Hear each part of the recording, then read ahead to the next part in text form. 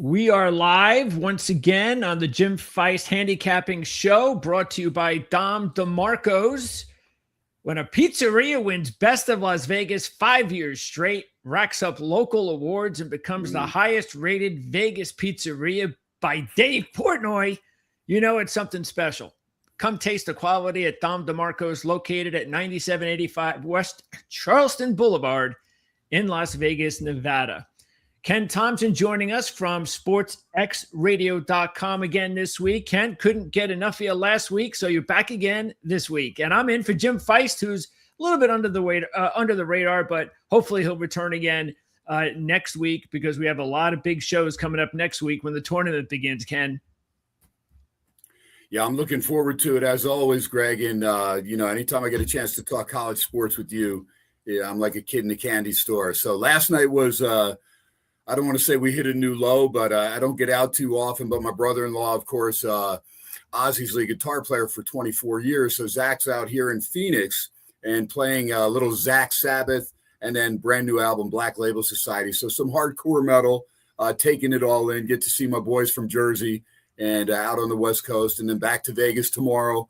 I'll be at the Big West Tournament Thursday and Friday, doing my show, SportsX Radio Live there, and following all these other tournaments, staying on top of all these games, and should be a lot of fun. And that's why I love Vegas, because you get the Mountain West, you get the WCC, which just concluded with Gonzaga beating Santa Clara. Now you get the WAC, which is kind of falling apart, but, is what it is. Vegas still a great place to be this time of year. And you talk about Dom DeMarco's. I'm just telling you, I'm an East Coast boy, and I know good pizza and just the ambiance there, and Jim and Albert Scalia, just beautiful souls, man. So, folks, when you get into Vegas, it is right there off West Charleston, Summerlin area, not too far from the Strip. You better go out to Dom DeMarco's and say hi to Albert Scalia, man. That guy's got the best Italian food, not just pizza. Pizza's ridiculous, but I mean the white clam sauce. Are you kidding me? I mean the penne. I mean all this different stuff, and then the meatballs. Jim Feist is a fan of the homemade meatballs and sausage, and so that's always great stuff. So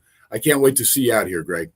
Oh, I can't wait either. That sounds like a plan. Got to figure out a nice date for that to be scheduled in the future. No question about it.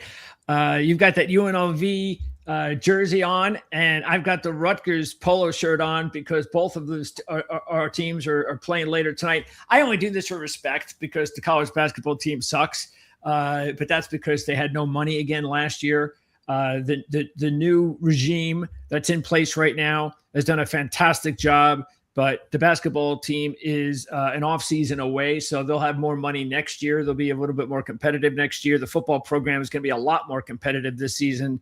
So Rutgers Athletics will have a bounce back next year, but still, I'll wear the logo to represent. And yeah, but Greg, they're playing hard. I like to, you know what? And I think Rutgers, maybe. In that Big Ten opener against Minnesota, maybe they get a shot, man. They're playing hard. They played Michigan State tooth and nail both games. So they're playing hard. Pike will be coach. So we'll see. I mean, I root for them too. They're that Jersey team that I grew up not too far from. So pay attention to Rutgers, and I know Shiano and the guys fell off the map last year, but at the end of the day, you got a couple good running backs there in the league. With Monangai and Pacheco now, who's on the move. So Monangai is, he's going to be the starting running back maybe as early as this upcoming season. So absolutely. And of course, they also have a fantastic receiver who they just paid a few $1 million to return, in KJ Duff. So he's a first round talent, by the way. So that's somebody to keep an eye on in the future. Before we get into our college basketball talk, with all the Raider paraphernalia I see behind you there, Ken, I have to ask you about the whole Max Crosby thing, because how weird is it? I mean, as a Raider fan, you must be so stoked. I mean, the last several years to have like one of the best edge rushers in the game. He's like the face of the program. And then after everything that went on last season, maybe this was predictable, but tell me the feeling of the Raider fans over the last week, as far as seeing their beloved edge rusher traded, and now he's kind of temporarily back. So what's that feel like? Yeah, it's really weird, man. It's almost surreal, because we didn't want him to go. And so then when you're, understanding that you want him to have the best. He's given everything for this city. He's just an incredible human being off the field, substance abuse survivor, hands down a lot of wisdom to a lot of different organizations, but knows what it's like to live in a city like Vegas when you got problems, right? So you got every day is day to day. And Vince Scully used to say, we're day to day. We're all day to day. So at the end of the day, I look at Max as just being somebody integral piece of Las Vegas. And so kind of crushed when he went to Baltimore, but said, all right, now we're going to have number 1, number 14, and number 36, because there's 3 compensatory picks before we get our second pick in the top of draft round number 2. So I'm thinking, okay, that's solid. Then you go out and you grab some of these free agents, and I'm going, okay, they're making a nice splash here on the defensive side of the ball. Of course, getting the center from Baltimore was key, especially with young Mendoza coming in. You grab Naylor, good solid receiver, and you got to build up that core. But you've got Bowers and Mayer coming back, and Genty. Can you solidify the offensive line? And getting Linderbaum was huge to have that piece there with a rookie quarterback that's hope. coming in. I mean, when you feel like you've got quarterback, center, running back, tight end, I mean, you've got something going on there. Right. There's no doubt. And the nucleus is strong, and Colton Miller will come back. He'll be strong. He's been a solid left tackle for, most of his career, but last year was banged up, couldn't really get on the field except for a couple games. And Jackson Powers Johnson, at right guard, has got potential to be a starter, an incognito type, and just. So what's the fans? What are the fans feeling though about this whole Crosby thing? Like what's the feeling right now? Well, it's scary. It's scary because you don't know, number one, if it was just buyer's remorse with Baltimore saying, okay, maybe we paid too much, maybe we can get Hendrickson for less than that. If we nix it by saying it's a medical thing, and then of course that raises a red flag with Raider fan, because now, okay, are we getting damaged goods coming back here? I mean, it must be bad if Baltimore is not willing to take a shot to give him time to get that knee to where it needs to be 100% and to where he can be that dominant defensive player that he's been, especially with Minter going over from the Chargers, who knows Max inside out.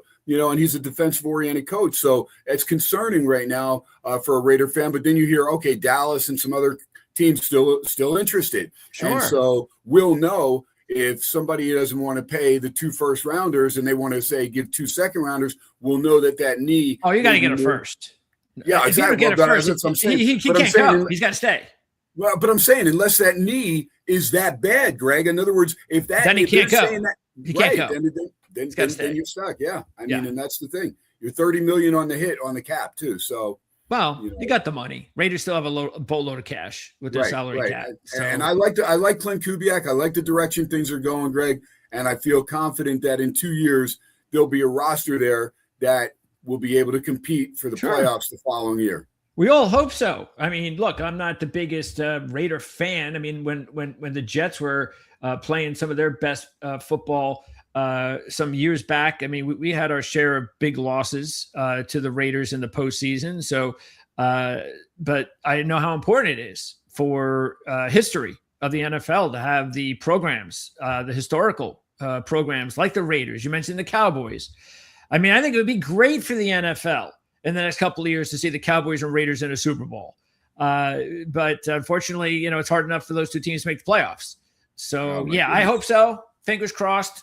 They've got some good players there, and we'll definitely be keeping an eye on it over the next several weeks. We'll see what happens if Max does get traded, and then what goes on after that. Draft, of course, comes up next month. Don't forget, you could check out if you want to purchase a draft guide from our lads at ourlads.com. Just go there.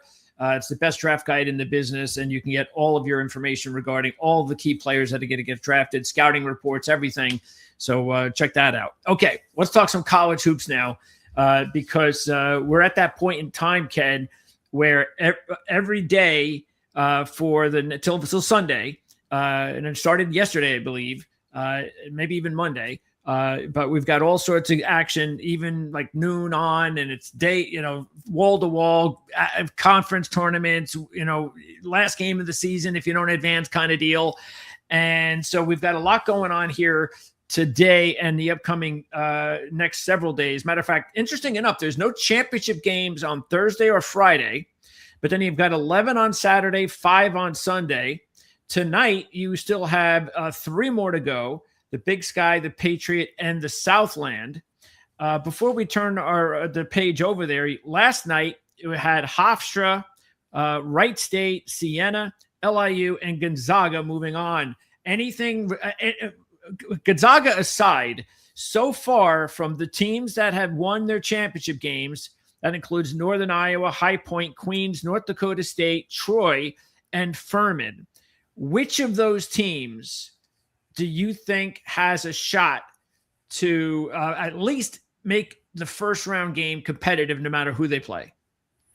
High Point is well coached, and Big South, very confident team, and took out Winthrop. But there was some distance gap-wise between High Point and everybody else. And I felt that in probably, 4 or 5 of the non-power 4 conferences. And unfortunately, Navy was one of those teams that ended up getting burned on that buzzer beater that went down in flames. And it just crushes me. I mean, I enjoy, the festivities of March Madness and conference tournaments, but I like the way the WCC does it. Worst case scenario, the top team in your conference should at least be penciled in the semis. And I'm thinking, Greg, seriously, I mean, if you have a team in a conference like the Northeast or the Patriot that finishes 3 games ahead of everybody else, just put them in the finals. I mean, it's just because it looks good, but when your conference is now going to be represented by somebody that's going to get blown out by 40, as opposed to a Navy team that's probably going to be competitive. And it is what I mean, we'll see with Boston U. They're a scrappy team, and they got a chance to get to that final as well. But I just hate that. That's the part of March that I hate. It's almost like your body of work did nothing, right? And we remember the Ivy League for so many years. It was just, that was it. I mean, the top dog went, right? I mean, there's no conference tournament. And so now they have the 4-team conference tournament, which I'm okay with that. Sure. In some aspects, I know like the Big West, they'll take the top 8. So if you don't make it in the top 8, you're not getting in there.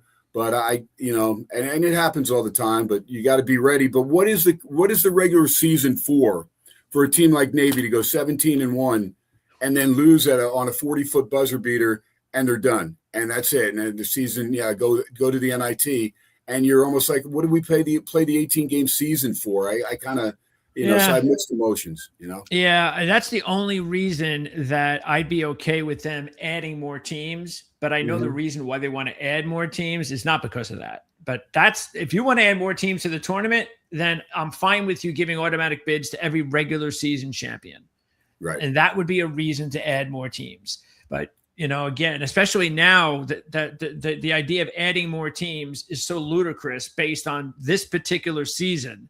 Right. Because I've never seen a more weaker crop of bubble teams in my entire life. Agreed. I mean, some of these teams, not even bubble teams that are like already considered locks, like Central Florida, who can't beat anybody nowadays. Oh, okay. Yeah, they've got a couple of wins. They got 20 wins from the Big 12. Put them in.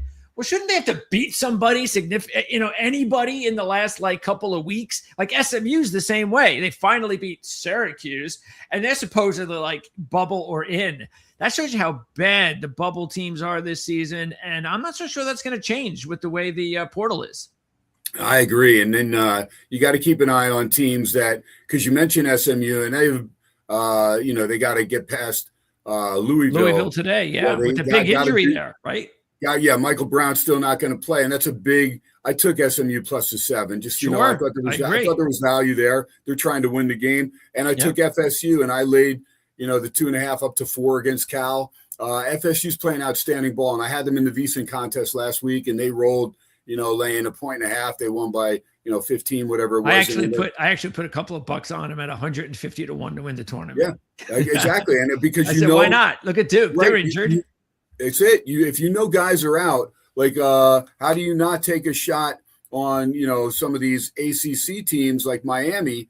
You take a shot there, and it was 25 to 1, went down to 15 to 1 when you find out Duke's got some injuries. So now it gives Shire carte blanche to get out of that tournament early because he's got the excuses of being shorthanded, and that gives them time to go back to Durham. Nigbanga is not going to play either in this conference tournament, or at least the opener. So, go against Duke right now in that tournament. And then you look at coaches like St. John's with Pitino.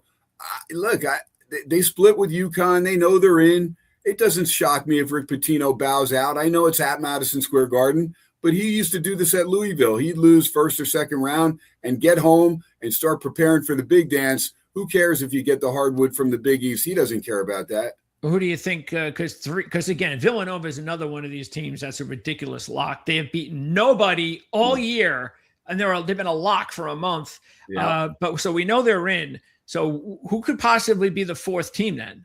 Seton Hall's got they've got to win like 3 in a row, and they're an ugly style, so we don't like it because we watch their defense, and Holloway's got the guys clamping down, but they don't really have any shooters, scorers that are consistent, and so they're kind of tough to watch, like watching paint dry type offense. So, but they're good enough, and they're hitting that 20-win plateau. Look, they were right there in the games with UConn. And in fact, they almost won at UConn, led that game for a good chunk of the way. But you still haven't really gotten that significant win that you have to get.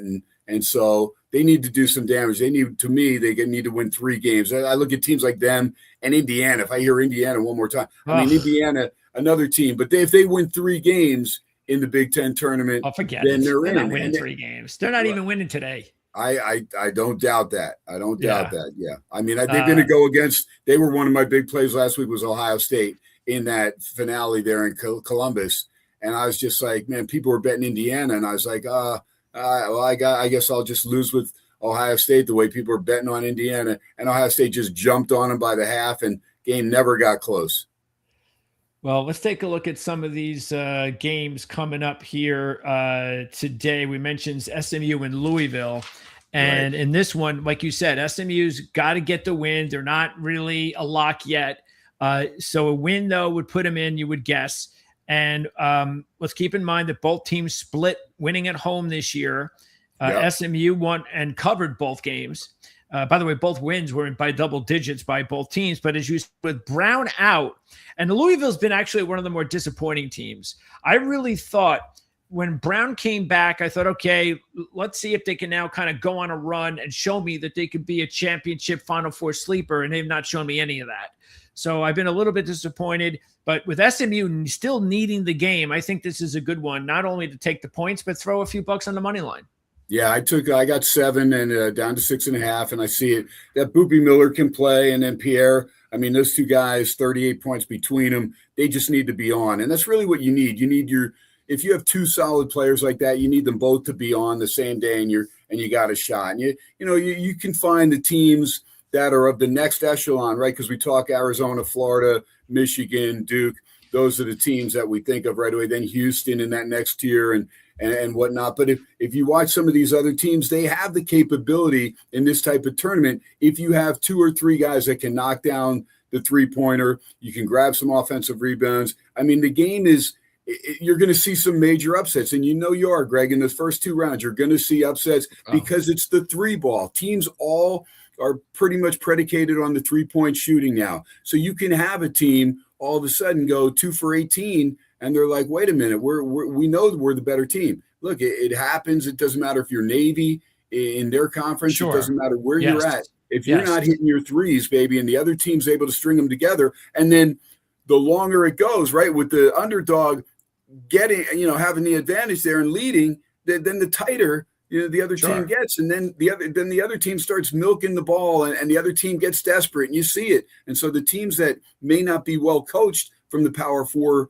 conferences and whatnot, and some of the favorites in these games, they start to panic a little bit too early. So, but I'm on SMU. I'm on FSU over Cal. Well, we're going to get to the rest of the games, so go one by one. And look, Einfeld knows how to coach as well, so we got to give him that. And then I think you hit it. I think with what happened last year, where there were no Cinderellas, I'm afraid that's going to happen again this season. There's no reason for me to think it won't. But I think where we could take advantage now of the early, like the first week upsets in the NCAA tournament, if they're not there, I think they're going to be there this week. I think there's a lot of really good upset opportunities this week, more so than what we'll probably get next week. And so I think there's a bunch of those today. It was SMU's for one. Let's go down the road here and see what else is going on. Some other go back because I like Washington. This USC team's a Oh mess. yeah, USC is terrible. Yeah. I mean, and look, and the line's going towards SC. I mean, this line was 5 yesterday. Yeah, it was 5 yesterday. Yeah, why do you think that? Because the USC UCLA line was the same thing. The line started coming down closer to that game, and why? And then they got blown out again. Exactly. And there was no Baker Mazzara. I mean, that was your shooter, Musselman. That's your guy. I don't know if the guy's got mental illness. He sits in the crowd after he comes back from a fall from the locker room, and he sits in and so, you just can't do that. And this guy's been a disruption. And that's the problem. That's the problem, Gregor, with the NIL money, right? All of a sudden, this kid's got $1 million in their bank account, and they're like, I don't need to listen to you. I make as much money as you, coach, or whatever, or I don't need you, I mean, I can't imagine me at 21 years old with 1.2 million in my bank tell me account. about it. Forget about it. Forget about it. So, yeah, I agree. I can't imagine that USC is all of a sudden going to wake up in this one when they have pretty much camped it in for the past few weeks. And Auburn, we know Auburn, if they lose this game, they're definitely out. I don't want to hear about them anymore. Yeah. I don't even think they should be in, even if they win this game. But if for some way they lose this game, we know that they're finally out. Yeah, they're clinging to a win against Florida, right? I mean, and that's the stunner. That's next? Because I'm saying they got the win at Gainesville, so that's why we still look at Auburn, right? Because Florida's playing at that's their last loss, right? Where they're playing at such a high level, and you're like, how did they lose at home to Auburn? I mean, and I Stephen Pearl's a good kid, but Bruce stepped out, and Auburn thought they're not going to miss a beat, but the kid's still got to learn, and he sees it's not that easy. Bruce Pearl can steal a few games. Stephen Pearl can't steal any. No. In this one, this is definitely, again, I think this is a bubble game. I don't know why people have Central Florida in. I'm not saying they're not going to get in. I'm just saying I don't know why everybody thinks that they should just cruise their way in, because maybe that's what's been going on the last couple of weeks, that they looked at the brackets and everybody says they're a lock because they're playing like crap over the last few weeks. They can't beat anybody. They're 3-6 in their last 9. They've lost 3 straight. In a bubble game, which should be a bubble game against West Virginia, you'll lose by 15. I mean, come on. Now, Cincinnati is definitely, they know they've got to win. That's definite. Yep. And they've been playing a lot better than Central Florida. They won 7 of the last 9. Both of these teams split winning at home this year. Cincinnati won by 20. Central Florida won by just 1 point. I definitely like the Bearcats in this one. Yeah, I can't go against them. I do respect Johnny Dawkins and UCF. But like you said, they do their best work there in Orlando. And, Cincinnati's just playing really solid ball right now. So, I'm definitely – Bearcats are nobody for me. Here's your team, the 3 o'clock UNLV-Wyoming Mountain West matchup. And Wyoming is actually playing their best ball of the year. They've won 3 straight, 5 out of 6, including wins at Grand Canyon and over Nevada. And they beat UNLV, as you know, in early January by 32 points. So I wonder whether to be a little revenge payback in this one. UNLV's won 6 out of 9, including a 27-point win against top-seeded Utah State, overtime wins against Nevada and Boise State, and a home win against Grand Canyon. So as good as Wyoming is playing, UNLV is still, in my mind, the better team, even though it's 8 against 9. But I just still think UNLV is the play here. Do you think this is a game to stay? If you took this game, would you just go on the money line, or do you feel pretty confident that UNLV will cover the 3?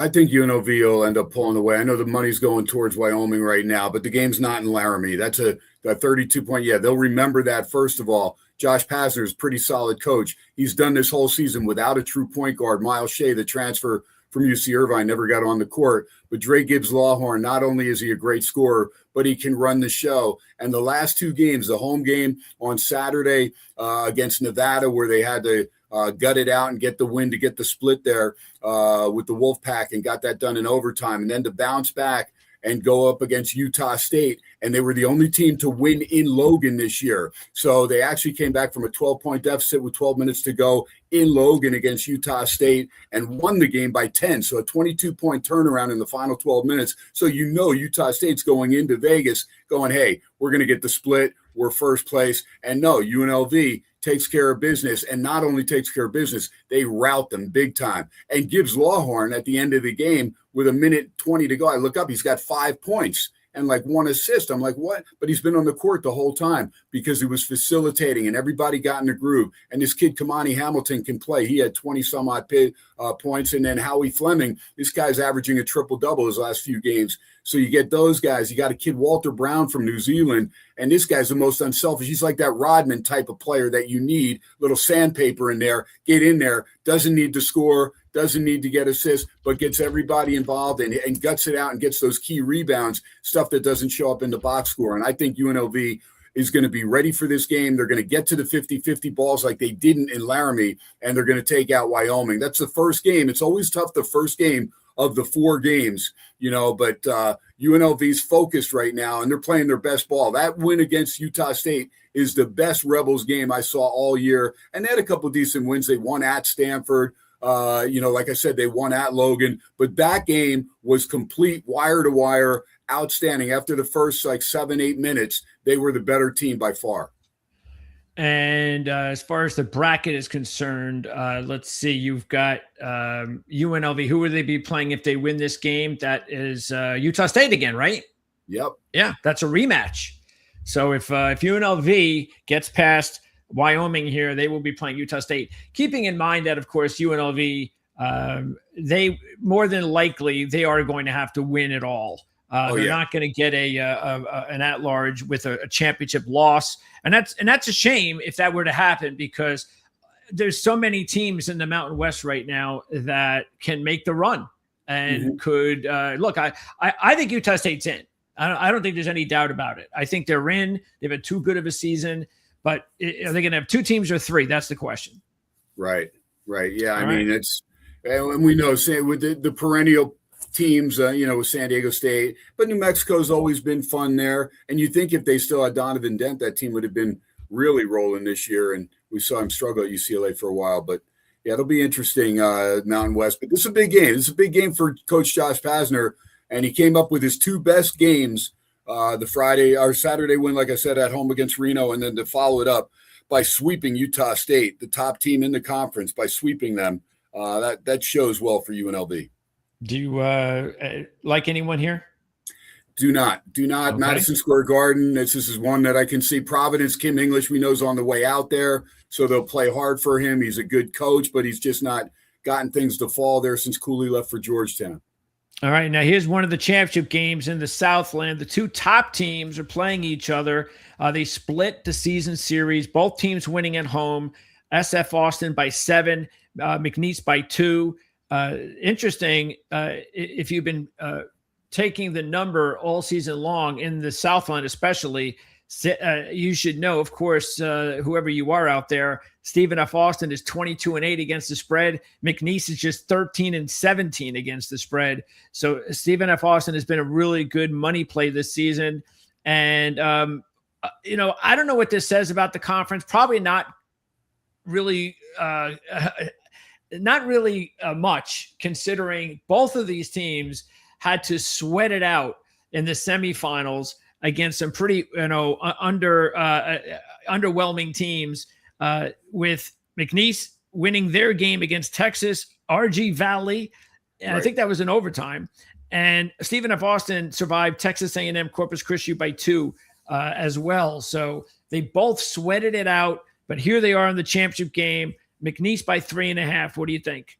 I'm on Stephen F. Austin. Not only did McNeese State have to go overtime, they had to go triple overtime. So I'm taking Stephen F. Austin. You're going to give me the 1 seed plus 3.5. I know I got to lay a little juice there, but I'll take it. There's value there. McNeese State, there's still a nucleus there. Will Wade, of course, bolting for NC State, but he left, some of the players back there. But this is a good spot for the Lumberjacks. And, Texas A&M Corpus Christi and the UT Rio Grande Valley, those are 2 teams that, even though there were higher seeds, they could have both won this conference tournament. There's enough parity between those 4 teams right there. But I'll take Stephen F. Austin. You're going to give me points. I'll take him. All right. Now here's a big one. On Liberty. You passed Liberty. I'm on Liberty. I just think they're. Why is that spread so small for a 1 versus a 9? Yeah, because Missouri State's playing good ball now. They're playing with confidence and got a nice win. But Liberty, they come off a home loss. I believe it was against UTEP. And I mean, it's very important for this Liberty team. They've been around this type of atmosphere for a long time. They're usually the king of the crop there in the Conference USA. I just feel like 5.5. I think it'll be close for a while, probably 30 minutes. And then I think you see them open it up and win between 8 and 15. All right. Yeah, that's weird. 1-9, only 5.5. Okay, so now we've got Indiana on the bubble. Northwestern is not. But in case anybody out there does not know, Northwestern has beaten Indiana 6 consecutive times, including an upset win on February 24th at Indiana by 8. They were an 8-point dog. And they have not only beaten Indiana 6 straight times, 5 of those are outright upsets, including the upset last month. Indiana, meanwhile, is 1-5 in their last 6. In 4 of those losses, they've lost by 13, 13, 20, and 29 points. Northwestern coming off a 10-point win against Penn State in round number 1. Their number 2 scorer is questionable, but he didn't play in that game against Penn State. This line is actually going up. I have no idea why. I have got to be all over Northwestern, and I'll definitely throw a few bucks on the money line as well. Yeah, exactly. And it's psychological for Indiana. And, you know, we watched them against Ohio State in a game they knew they had to win for the committee. Yes, it was on the road, but like you said, you lose the game before to Northwestern at home. Another game you can ill afford to slip up. And this team's just not that good. I mean, they've got some players. They got to, 17, 18 wins. And a lot of people, once you start piling up those double-digit losses and then you can't win a game, like you said, they've lost 5 out of 6 and not even been competitive in 4 of those losses. So it's Northwestern or nothing for me. And I agree with you, as long as Martinelli and some of these guys aren't out, always got to check injuries. Make sure you get updated as far as that if a line's moving. But again, Northwestern or nobody. And then this next game, I'm on Marquette. Marquette's made me good money over the last month. They're playing good ball. I thought they'd be ready for UConn in the last game. I didn't. I'm upset because I didn't sprinkle money line, but I did call them. I thought that was a good call again, getting 8.5 or whatever against UConn. They've been playing well. They covered losing only by 6 to St. John's, 76-70 when they were getting, I want to say 10. So I just like the way Shaka Smart's team's playing right now. They're not going anywhere. Yes, they would shock the world if they won the Big East tournament, but I think they definitely take out Xavier. Okay, that's one to keep an eye on for sure. And then we've got Texas definitely needs a win. They're on the bubble. You can't lose to 15th seeded Ole Miss. Anything here? Yeah, you got to tell it's Texas or nobody, and Volca Titus needs a big game. Sean Miller should have the guys ready. Chris Beard, he's a good coach, but he just doesn't have the squad, and that's why this team just keeps free falling. Again, 6.5 is a lot, and Texas will be happy just to win the game to advance is what they need to do. And Sean Miller's one that doesn't show all his cards in one game because it's only 1 W, and I think he realizes he probably has to win 2 games after the loss at home to Oklahoma. 7 o'clock, we start getting to the primetime games, and we've got this Cal-Florida State game, 4.5 right now. Like you said, 2.5 to 4.5. We have Florida State. They beat Cal at home in late January as a 3-point favorite, beat them by just 2. But Florida State has won 9 of their last 11. Cal is just 1-2 in their last 3, losing to Wake Forest and Pitt. And so Florida State's playing better ball here, even though Cal is 11 games over 500. FSU just 3 games over 500. But I really like the direction of this Florida State program. I like the coach. I think that was an excellent hire. The Leonard Hamilton disciple, former player. I think he's going to get this program back to where they need to. And they're playing some really good ball right now. Mentioned taking them as a big long shot, of course. Winning against Duke, even though they're going to be down a couple, isn't the easiest thing to do. But it just exemplifies the point that I just think that Florida State is going to make a little run here. Yeah, that McCray kid can play, man. He gets everybody involved.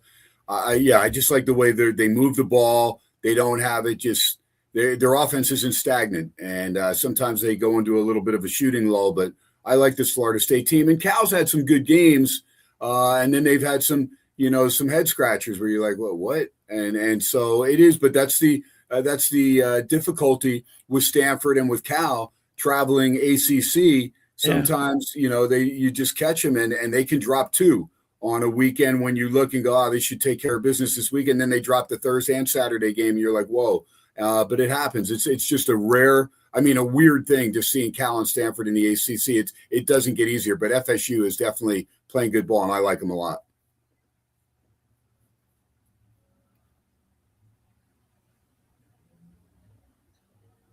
Okay.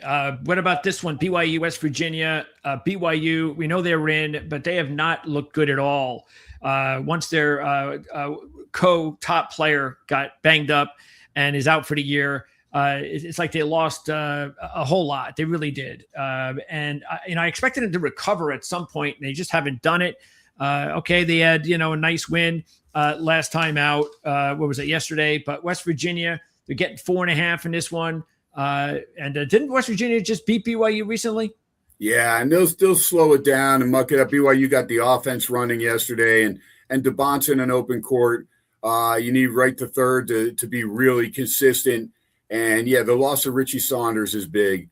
He's a shooter, catalyst, but he's had some games. He had some games where he couldn't hit anything. So they've played enough games without him.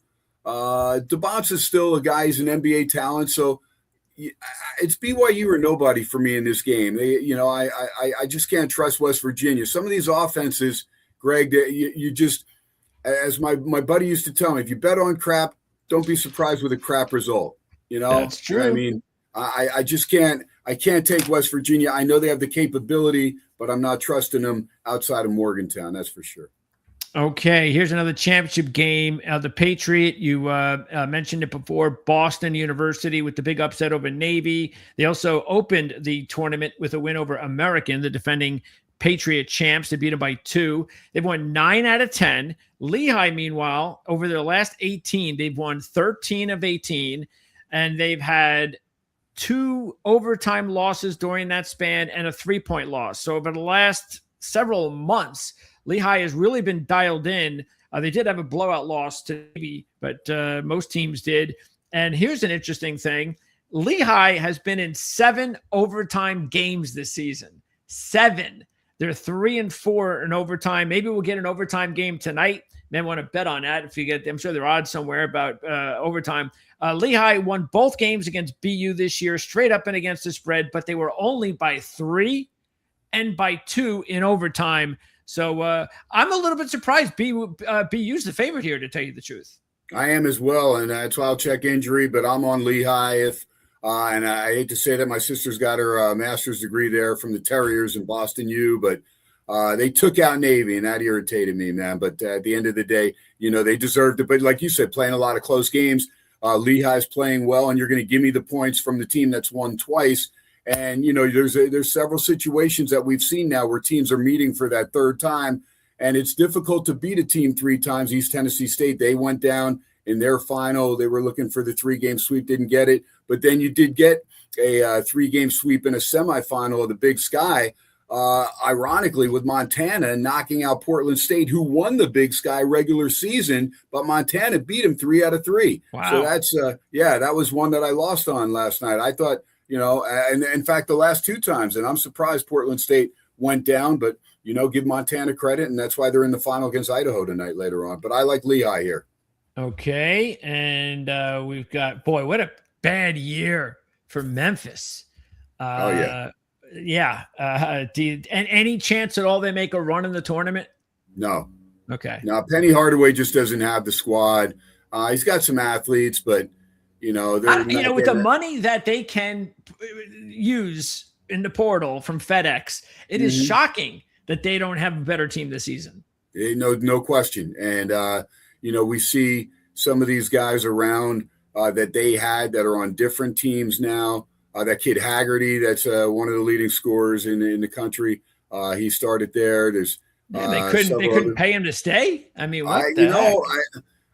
that's a problem. Sometimes these guys just say, "Hey, I'm moving on." They get a better offer, and next thing you know, you're just trying to plug holes and get someone to replace them. I don't know how much there is conversation wise to where these guys with their agent, are going back and forth, or do they just come up and say, hey, they're getting 1 million from this school. Hey, I'm getting 1.5 now, so I'm going here. And they're like, I'm going here. They don't even say, hey, let's discuss it. I don't know. And so grass is always greener. That's what the saying is. And a lot of times it's not. So no, it's not. Think about Andrew Mahaney from St. Mary's, right? His kid thought he was going to make it, goes to UConn, struggles mightily, can't even crack the lineup, and now he's back out west, and he's an afterthought. But if he stays in Randy Bennett's system, he's freaking excelling and probably getting a shot at the association. That's right. Yep, 100%.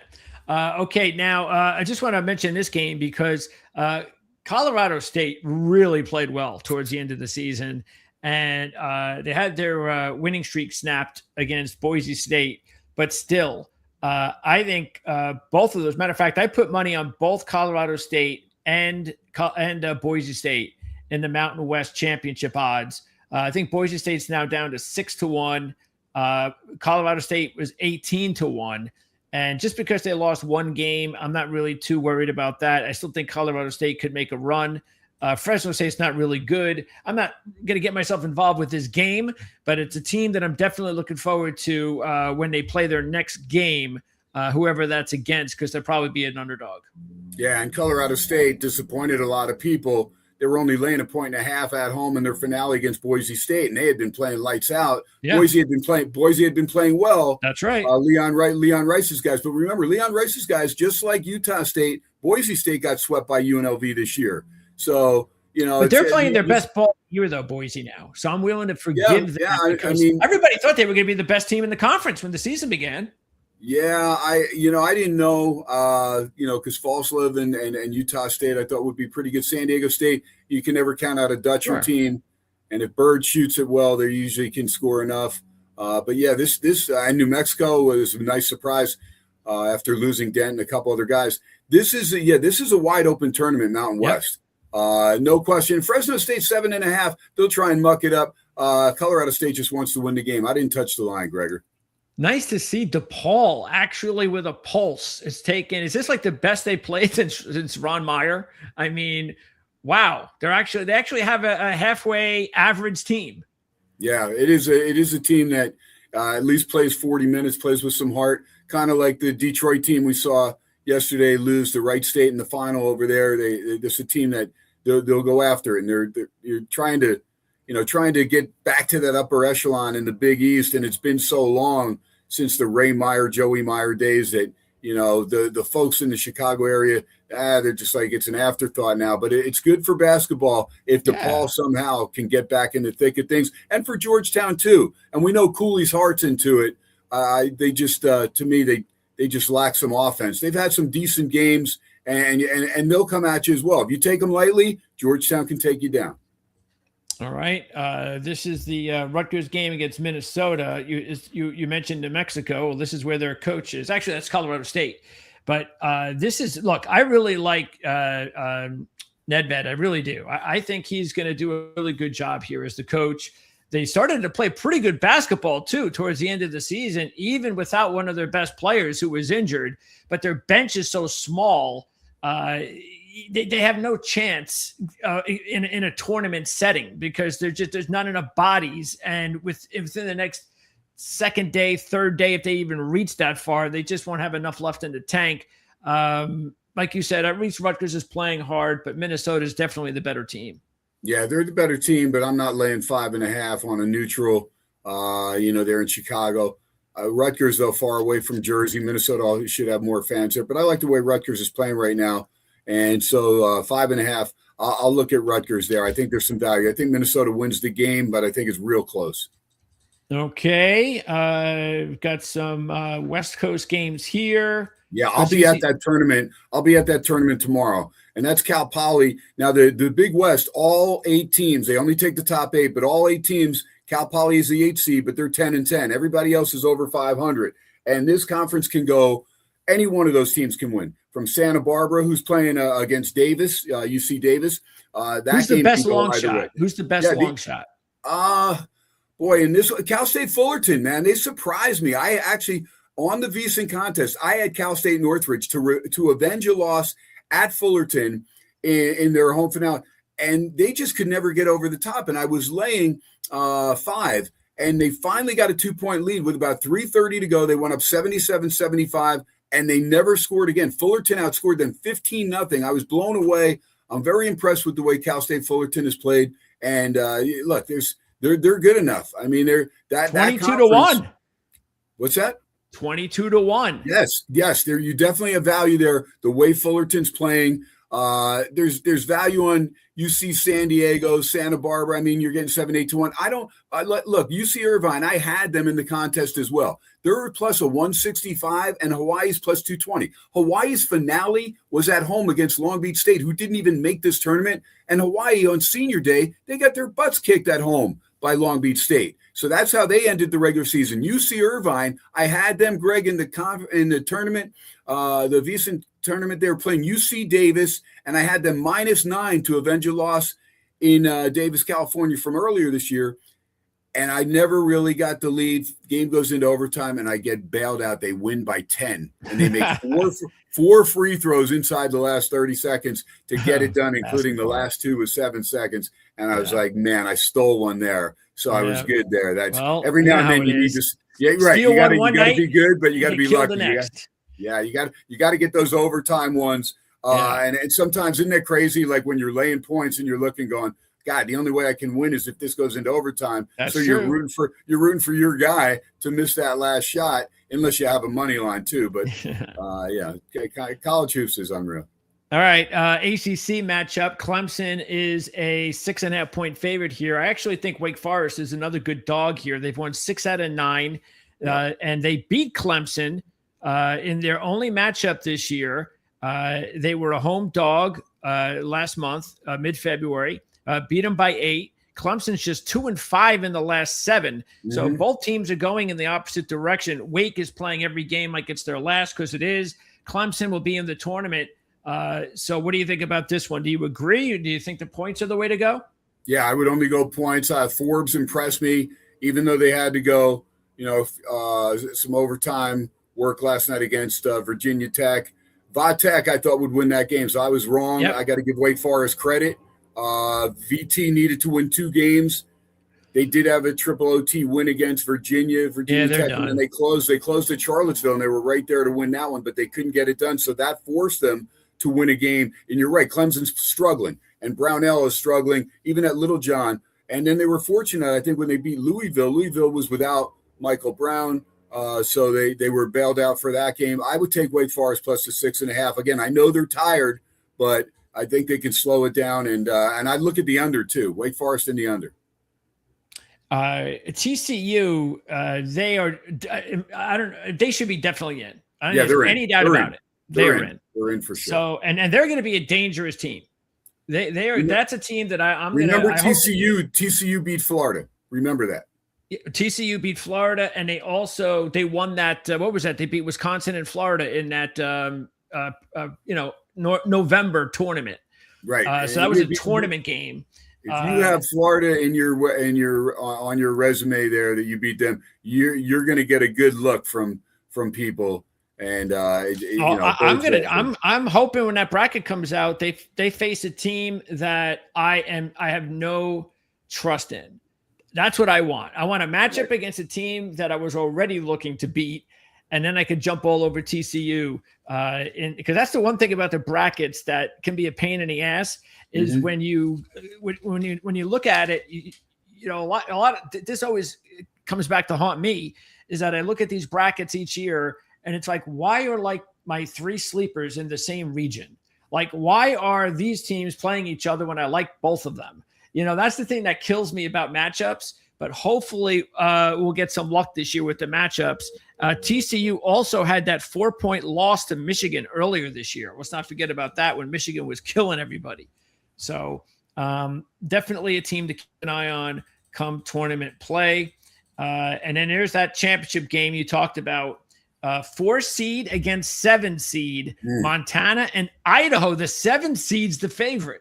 Yeah, and Idaho's been the favorite. And so they've gotten a little healthier, but they found ways to win. The tournament's in Boise. But Montana, Grizzly fans, they'll travel across the state line. They're not, they've done it for football for a long time. It's a good rivalry there with the Vandals and the Grizz. I would only take the points. Again, you're going to give me points. I can't lay points because that game could go either way. And so I'd only take it, but I'll probably stay away because I respect the way that Idaho's playing right now. Like I said, Montana surprised me by beating Portland State 3 times. Remember, Portland State won the Big Sky regular season. It's crazy. Okay, let's take a look at some other conference odds we have here. Look, South Florida has definitely been the best team in the AAC. Do you think that there's another team that you're afraid of, or do you think you should go all in on South Florida? No, I mean, South Florida's a better team, but Tulsa's still dangerous, and so is Wichita State. Wichita State's playing great ball of late, and they end up getting a blowout win in their final game. UAB, Andy Kennedy, he's been there, done that. So he's a good guy. Remember, I mean, Andy Kennedy's the one that found Yaxel Lendeborg there for Michigan. Yep. Okay, so that's the part that sucks about college basketball. I mean, here's Andy Kennedy, a guy that knows the game, and he goes and he finds Lendeborg. No that's Power right. 4 conference team, but he loses them. And Andy Kennedy understands, hey, we can't pay you here at UAB what you're going to get up there with Dusty May in Michigan. So take the money, kid. So who would you take then? Right in this right here, I take a shot at UAB. Okay, 22 to 1 UAB. Wow.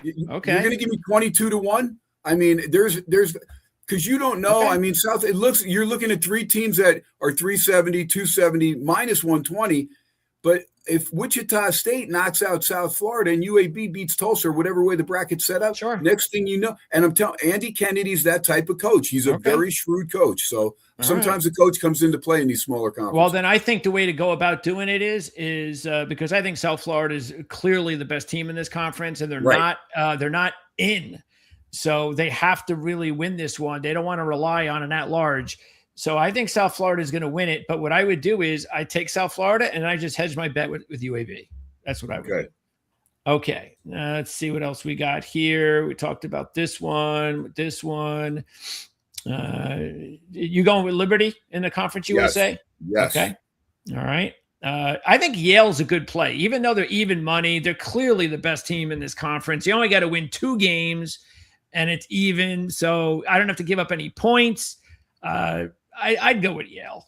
Yeah, here's the thing, though, and you got to weigh matchups because Harvard and Amaker's team's defensive oriented. Yale beat them by 1, and they lost the first game. So, but Harvard plays a lot of close games. Now, Fran McCaffrey has his alma mater in his first year playing good ball. They're scoring. They're playing good defense. Cornell, we know they can score. But against Harvard, it's a bad matchup. Harvard's had Cornell's number with their defense. So I can't lay 110 with Yale. There's not enough value. I'm not doing it, Greg. I know they're a good team, but Harvard, because they beat them once, and look at the game that Yale won, had to go overtime to win by 1.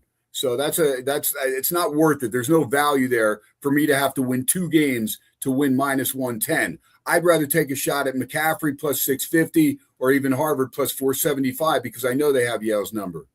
Miami of Ohio, the undefeated Redhawks are the second choice in the MAC tournament, believe it or not. Mm-hmm. Look, at this point in time, Miami's in.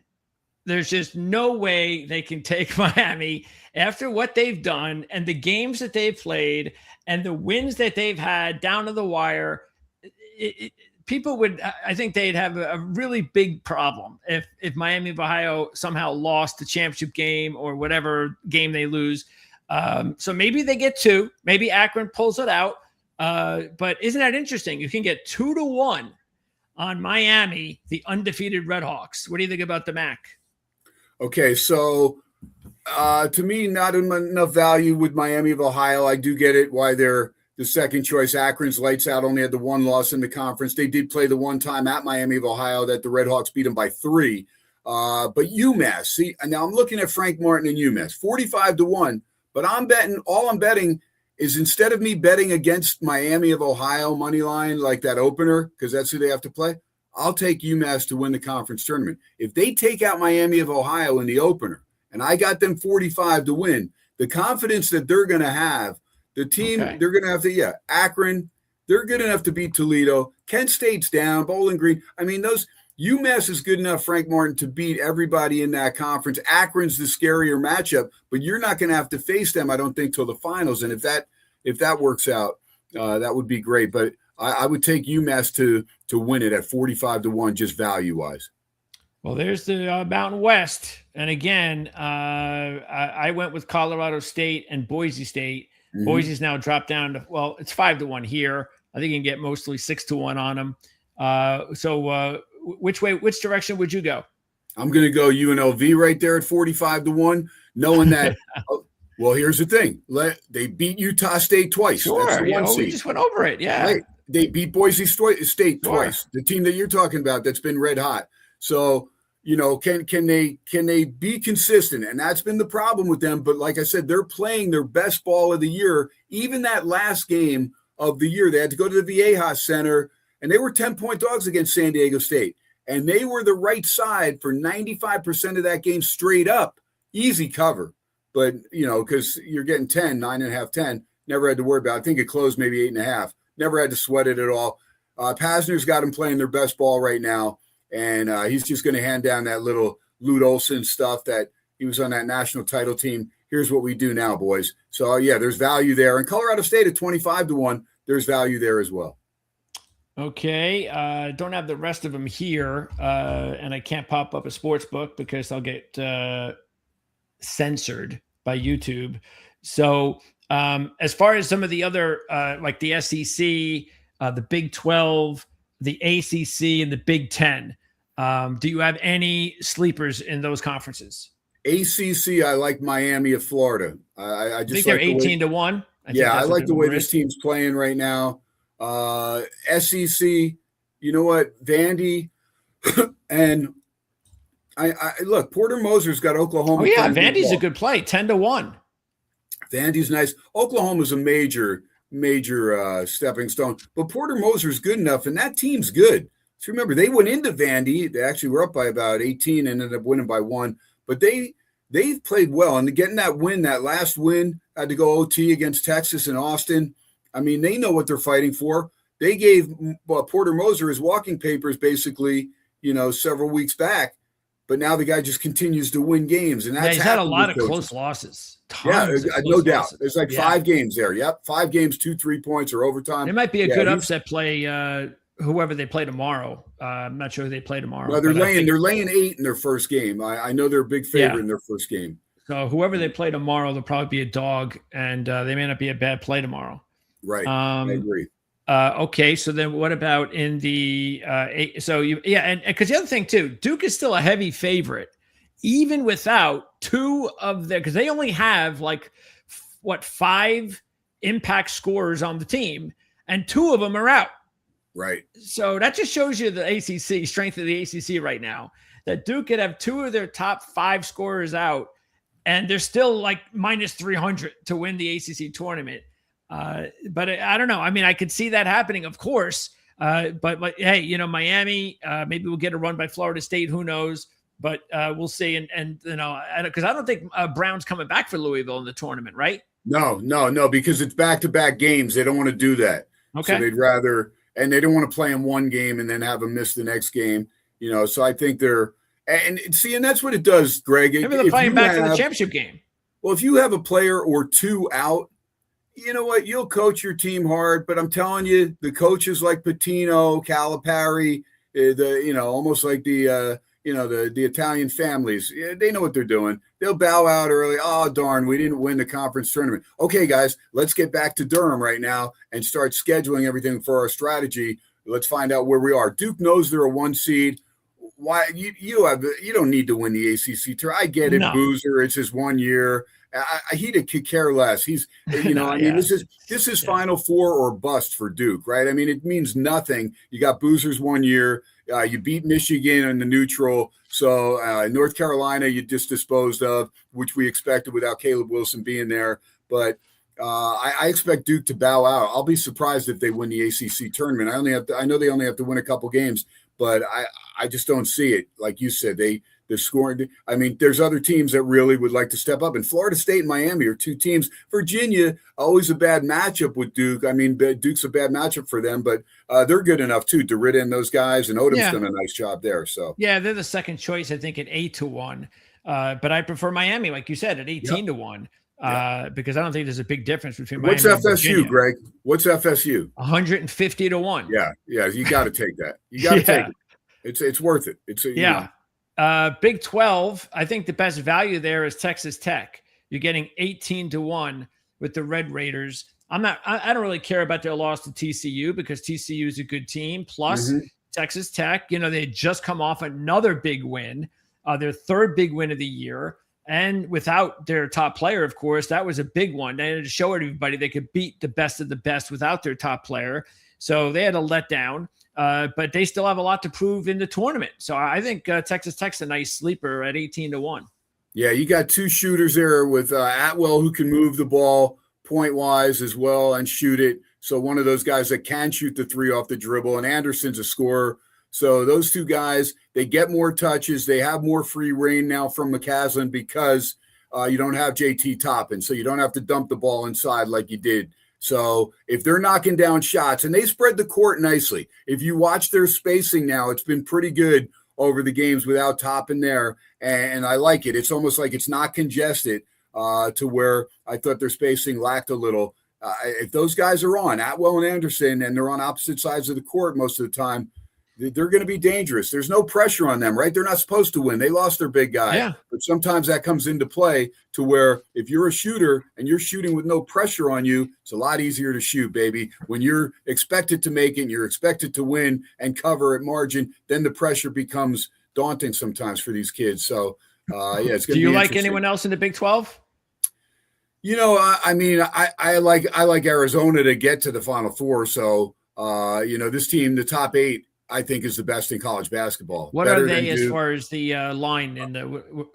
Are they even 2-1, something like that? Oh yeah. I would think they're probably about 2-1 to win the conference tournament. And when you're talking Iowa State, we know Kansas City's always been Hilton Coliseum West, right? I mean, so they have their fans there, and really, Otzelberger needs to get these guys playing better because Lipsey's been inconsistent. Momcilovic. We know he can shoot it, but they're not Jefferson. They're not grabbing the boards that they need to grab right now to get those offensive putbacks. They need to get some momentum. So maybe Iowa State, and again, they'll have the major crowd advantage. Look for Iowa State. I don't know what they are, but they can't be that high. But there are teams, that we look at, Kansas and Arizona and the others. But Iowa State would probably be the one that I would play. And I see them maybe plus 200. I mean, I'm not looking Arizona. No, Iowa State for the Big 12 tournament. Oh no, because they would have to be the second choice, I believe, right. or the third. I have to check it out. Let me see if I could find out where they're. Let's see, conference tournaments. Let's see. I have it right here. Again, I can't pop it up on the screen. If you're getting better than 2-1 with Iowa State, it's definitely worth a play, my feeling, because their fans go there and they make a weekend of it. They expect to be in the finals. And so Lipsey really needs to be more consistent.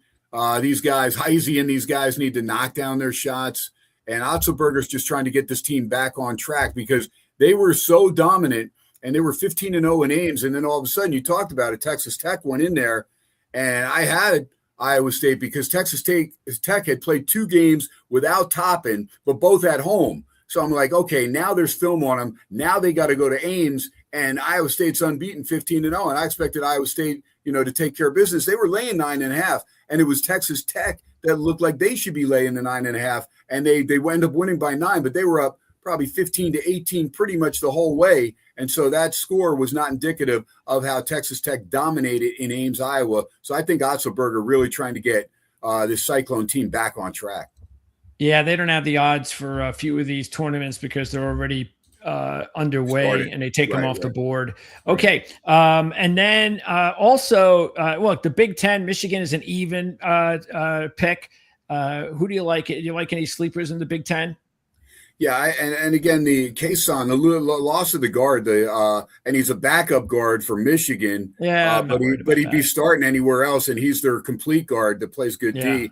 That's a major loss for Michigan, and that's why I don't have them in my Final Four. I think they're good enough to still it's that get big there. of a loss. I think I mean, I just do, again, we got to look at the brackets, but right now I would take the Florida and Arizona is my choice right now to win the whole thing. I mean, to be the final game, especially if Duke, that injury, because Duke's still the team that doesn't beat themselves, and so they were able to hold on against Florida, but that game was in Durham and they only won by a point. So okay, so you don't have any sleepers in the Big Ten?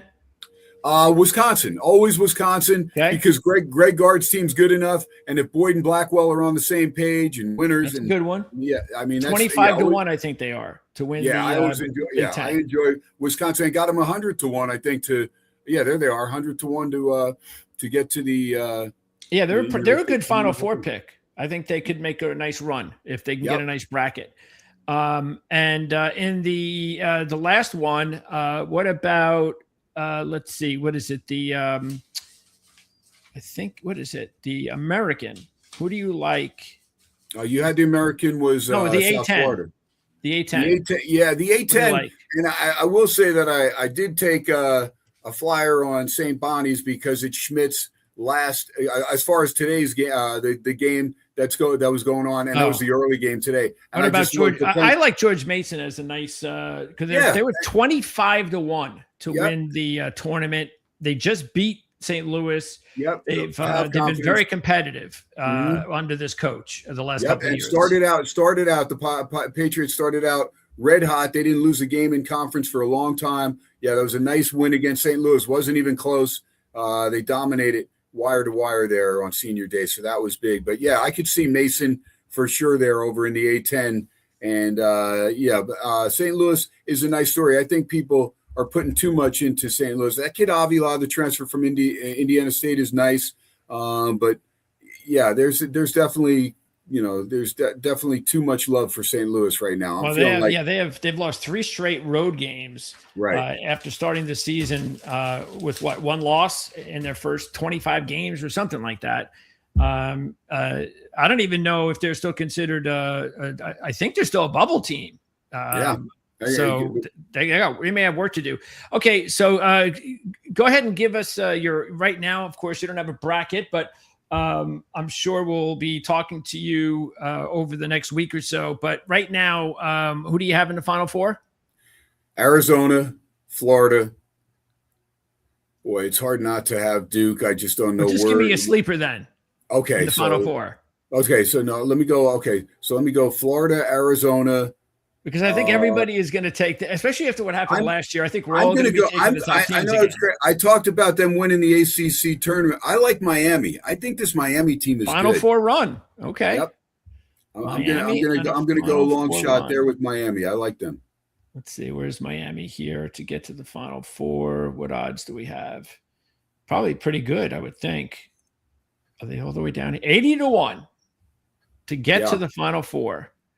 I like it. I think you have some value there. Again, Without team question. went into Charlottesville. Probably should have got a win there. I think they lost by 380 or something like that. And that's where I'll go. I'll go Miami as a sleeper right there. Miami of Florida, not Miami of Ohio, the undefeated Redhawks. And maybe they play each other. All right, so that's going to wrap it up here once again on Jim Feist's Handicapping Show. Brought to you by Dom DeMarco's, voted Best of Las Vegas 5 years in a row, earned multiple local awards, and was named the highest rated Las Vegas pizzeria by, yes, that man again, Dave Portnoy. So come taste the quality at Dom DeMarco's, and Jim Feist will hopefully be back again next week to host the show. We're also hoping to have Jim on tomorrow at 1 o'clock Eastern, another 1 o'clock show on the Eastern time zone with Mark Lawrence hosting. Andy Isco will be with myself and hopefully Jim if he can make it. And then don't forget, on Monday night, we're going to have our championship, well, basically our NCAA tournament show. Sometime probably start between 7 and 9 Eastern on Monday night. We're going to go over all the brackets, sleepers, historical trends, all sorts of really cool stuff. So that's going to be on Monday.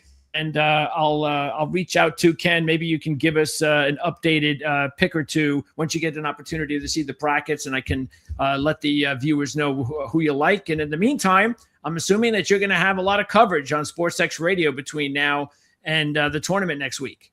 Yeah, nonstop, 4 to 6 p.m., Monday through Friday. KSHP is the station if you're in Vegas, 1400 AM, 1071 FM, but KSHP.com. And KSHP is now an app, so you can download that. But SportsXRadio.com worldwide, you can listen, and then the archives are always up on Twitter. It's a 2-hour show. I take the commercials out, so an hour and a half, but nonstop college basketball throughout. Been doing it for a long, long time. I enjoy it. But I will just say this on Proline TV, and Greg doesn't know I'm going to say this, but at the end of the day, you have one of the most knowledgeable guys in college sports. And I don't care where it is, who it is, what network, Greg DePalma, not only the information, but the game within the game. And there's a select few that I put up on Mount Rushmore. DePalma, Brad Powers, these guys are there, college. They know the game, they know the information, but they know the game within the game. And that's important, right? And then you look at Jim Feist, and here's a guy, and Jim won't want me to say anything, but here's a guy battling stage 4 cancer, and every day the glass is not half full, it's overflowing. That's who Jim Feist is. And so for you folks out there that get a chance to watch the Jim Feist show, this guy, better than 6 decades, has been doing it. He beat Minnesota Fats as a 16-year-old kid for $6,000 and playing billiards. This guy is unreal. He's just amazing. He's sharper than attack. He's 83 or 82, 83 years old, and you'd never know it. This guy's just one of the greatest people. I just love him. His demeanor's outstanding. And you talk about Mark Lawrence and Andy Isco. Both those guys have been coming on my shows for better than a decade. I mean, the knowledge that you have on Proline TV, DePalma, second to none. And you mentioned Our Lads, and you got your guys over there. And NFL draft-wise, folks, you won't get it. I don't give a crap about McShay and all these ESPN guys. No, you go to Our Lads. Those guys, they walk to the beat of their own drum. They put it out there, and these guys are spot on more than any other coverage as far as the draft. You guys are amazing when I see it, and I enjoy you guys big time. Yeah, the draft guide, again, will be coming out in early April, so don't forget to order that at ourlads.com. Ken, appreciate your time as always. Thanks for checking in with us once again, and look forward to talking to you at some point between now and the Final Four. Hold down the fort back east there, GDP. I appreciate you, brother. You got it.